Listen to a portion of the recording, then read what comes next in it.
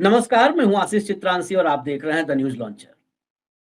आकाश आनंद को मायावती ने बहन जी ने बहुजन समाज पार्टी से बाहर का रास्ता दिखा दिया। ससुर पर ठीकरा फोड़ दिया, पत्नी से नाराजगी जता दी। आखिरकार आकाश आनंद के पिता आनंद कुमार ने भी पल्ला झाड़ लिया।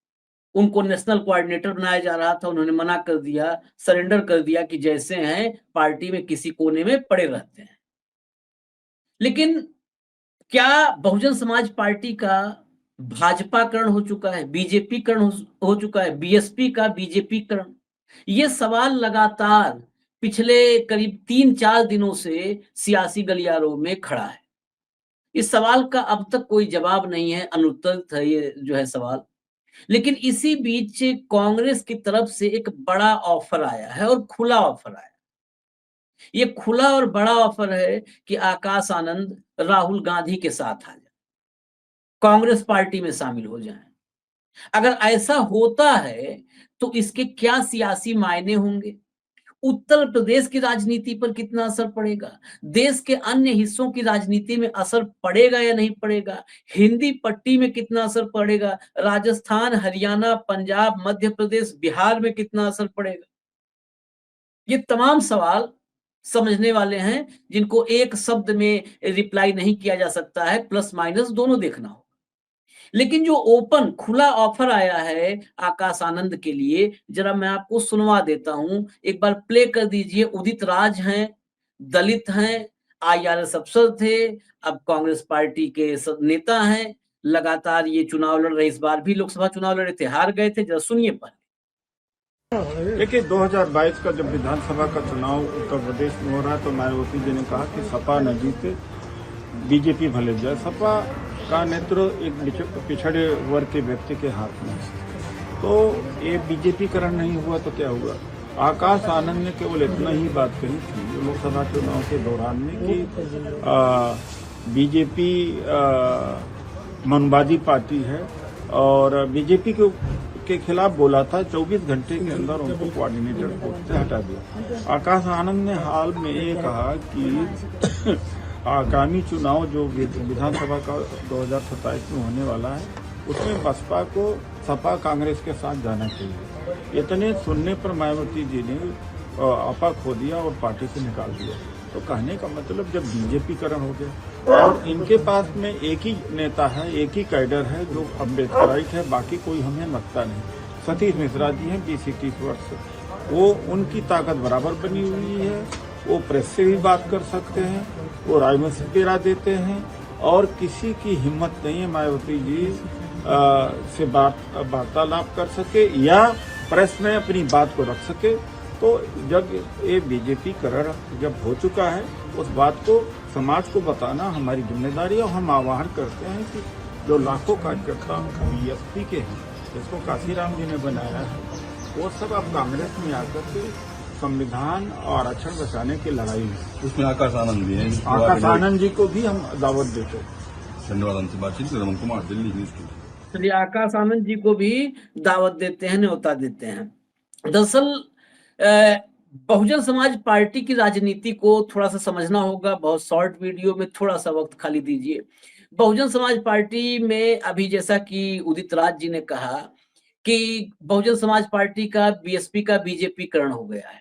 बीजेपीकरण की ये प्रक्रिया 2014 से जो शुरू हुई है, ये बीजेपीकरण अगर हुआ कह रहे हैं तो इससे बहुत ज्यादा ना इत्तेफाकी हम भी नहीं रखते हैं। इसलिए क्योंकि बीएसपी उत्तर प्रदेश में बीएसपी और समाजवादी पार्टी टॉप 2 पार्टियां थी।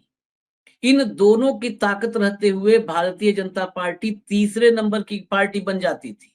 लेकिन जैसे ही ये मोदी युग आया और तमाम सीबीआई से लेके तमाम ऐसे केसेज जो एकाएक मतलब बढ़ते चले गए, तमाम मामला, हालांकि मामले बहुत पहले से थे, ऐसा नहीं है कि मोदी के समय में ही दर्ज हुए हैं, लेकिन उन मामलों को टैकल करने का तरीका जब बदला और मायावती सरेंडर करती दिखी, उसके बाद 2022 के विधानसभा चुनाव में जिस बीएसपी का वोट बैंक 22-24% के आसपास फिक्स माना जाता था, वो चुनाव हारे या जीते 21%, 22%, 22.5%, 23%, ये वोट बैंक उनके पास मजबूती से बना रहा।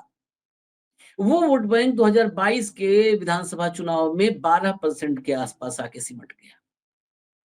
लोकसभा चुनाव में वो वोट परसेंट 9% के आसपास सिमट गया करके, उत्तर प्रदेश की मैं बात कर रहा हूं। अगर पूरे देश की बात करें, क्योंकि तमाम राज्यों में चुनाव लड़ती है बीएसपी नेशनल पार्टी रह चुकी है, राष्ट्रीय पार्टी का दर्जा मिला था, अब चला गया हालांकि।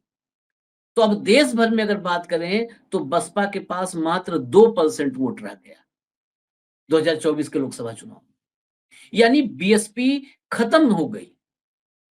पूरी विधानसभा में एक विधायक बैठता है बहुजन समाज पार्टी का, वो अपने दम पर जीत के आने वाला, बलिया के रसड़ा से उमाशंकर सिंह अपने दम पर जीत के आने वाला विधायक, अकेला विधायक।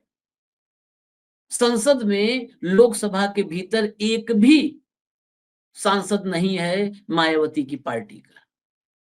यहां तक कि निकाय चुनाव में भी अब मायावती के पार्टी का, मतलब आपको अगर प्रतिनिधित्व देखें तो न के बराबर मिलेगा। काडर निराश हो चुका। कांसीराम के मूवमेंट से जितने बड़े नेता जुड़े हों, राम अचल राजभर से लेके बरखुराम वर्मा से लेकर के इंद्रजीत सरोज से लेके राम अचल राजभर से लेके लालजी वर्मा से लेकर के आप जो है स्वामी प्रसाद मौर्य, ओम प्रकाश राजभर, ये सब कांसीराम के मूवमेंट से निकले हुए, कोई नहीं बचा।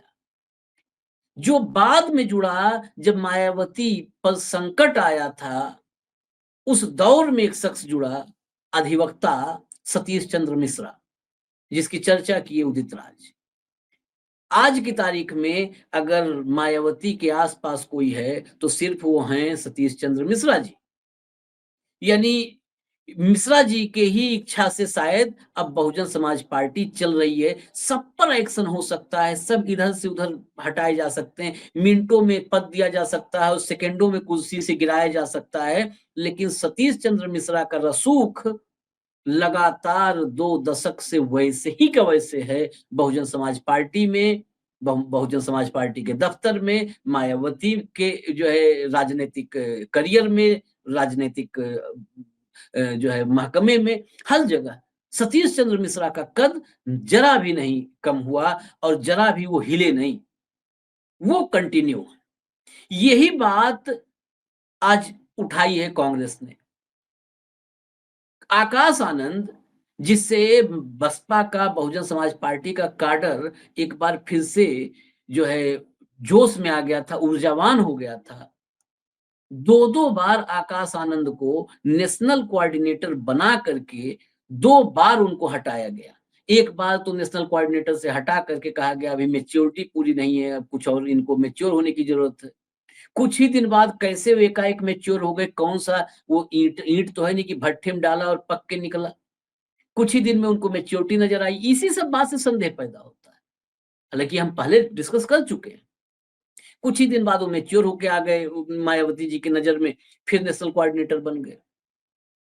लेकिन जो उनका आक्रामक रवैया है, पार्टी के कार्यकर्ताओं के प्रति उनकी चिंता आकाश आनंद की थी, जिस तरह वो अटैच हो रहे थे, बहुजन समाज पार्टी और कांसीराम साहब का जो मूवमेंट है, सामाजिक न्याय का मूवमेंट, सामाजिक विमर्श, दलित विमर्श, वो दोबारा न जिंदा हो जाए, ये डर भाजपा को भीतर तक सता रहा था।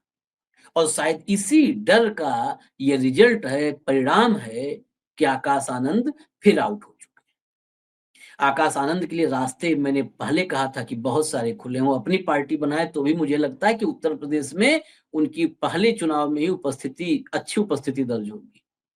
लेकिन बाकी रास्ते भी उनके लिए खुलते नजर आ रहे हैं, क्योंकि बसपा से निष्कासन के बाद तमाम विपक्षी पार्टियां, जब लोकसभा चुनाव के दरमियान इनसे नेशनल कोऑर्डिनेटर का पद छीना गया था, उस वक्त अखिलेश यादव ने भी आकाश आनंद के पक्ष में बहुत गंभीर बयान दिए थे, पक्ष में, कि एक युवा नेता, उस युवा नेता में जब जोश दिखा, ऊर्जा दिखी, तो उसको क्यों चुनाव से आउट कर दिया गया बहन जी ने, जबकि साथ नहीं थे। फिर भी अब फिर से विपक्ष आकाश आनंद को लेकर के उत्साहित भी है और उम्मीद से भी है, मतलब आशावान भी है उनको लेकर के, क्योंकि अगर आकाश आनंद विपक्षी खेमे में आते हैं तो कमोबेश मैं नहीं कहता, ये बहुत दूर की भी बात है कि वो मायावती जितने बड़े नेता बन जाएंगे या मायावती जैसे ही उत्तर प्रदेश में या उत्तर प्रदेश से बाहर अन्य राज्यों में दलित चेतना को वैसे ही जगा पाएंगे, वैसे ही दलितों को लामबंद कर पाएंगे, ये गारंटी नहीं ली जा सकती इतनी जल्दी। लेकिन जो कहते हैं पूत के लक्षण पालने में नजर आना, जो लक्षण नजर आए हैं आकाश आनंद के, तो तमाम ऐसे दलित विमर्श से जुड़े हुए, सामाजिक न्याय से जुड़े हुए लोग, वो काडर, वो कार्यकर्ता और दलित समाज, एक बड़ा हिस्सा जो आज की तारीख में कन्फ्यूज है कि उसका नेता कौन है।